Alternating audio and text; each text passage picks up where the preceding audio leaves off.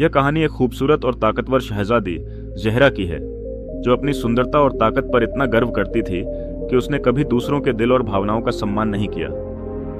उसके राज्य में उसकी सुंदरता की चर्चा दूर दूर तक थी और उसकी तलवारबाजी में कोई उसे हरा नहीं सकता था।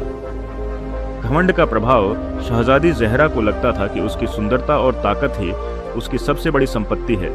वह अक्सर अपने दरबार में सभी पर अपनी श्रेष्ठता का प्रदर्शन करती और जो भी उससे बेहतर बनने की कोशिश करता उसे नीचा दिखाती। एक दिन एक साधारण लेकिन बुद्धिमान किसान आर्यन शहजादी के दरबार में अपनी फरियाद लेकर आया। उसकी जमीन पर राज्य के सैनिकों ने कब्जा कर लिया था। आर्यन ने विनम्रता से शहजादी से न्याय की गुहार लगाई, लेकिन ज़हरा ने उसकी गरीबी और साधारणता का मजाक उड़ाते हुए उसकी बात को अनसुना कर दिया। एक चुनौती अपमानित होकर आर्यन ने शहजादी से कहा, महारानी, आपकी सुंदरता और ताकत पर मैं सवाल नहीं कर सकता, लेकिन क्या आपका दिल भी उतना ही सुंदर है?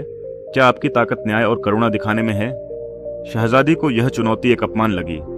उसने आर्यन को अपने दरबार से बाहर निकाल दिया, लेकिन उसकी बातों ने उसके मन को विचलित कर दिया। परिवर्तन की शुरुआत कुछ दिनों बाद शहजादी शिकार पर निकली। जंगल में उसका सामना एक अद्भुत सफेद हिरण से हुआ। शहजादी ने हिरण का पीछा किया, लेकिन उसे पकड़ने में असफल रही। हिरण उसे गहरे जंगल में ले गया, जहां अचानक शहजादी ने खुद को अकेला और खोया हुआ पाया। तभी एक बूढ़ी महिला उसके पास आई।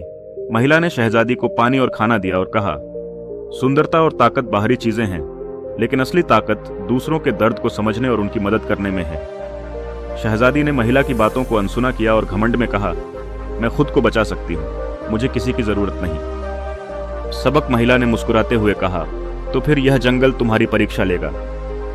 शहजादी ने कई दिनों तक जंगल में भटकते हुए महसूस किया कि उसकी ताकत और सुंदरता उसे बचाने के लिए काफी नहीं थी। उसे एहसास हुआ कि दूसरों की मदद के बिना उसकी ताकत और सुंदरता बेकार है। पश्चाताप और बदलाव आखिरकार आर्यन और उसके गांव के लोगों ने उसे जंगल से बचाया।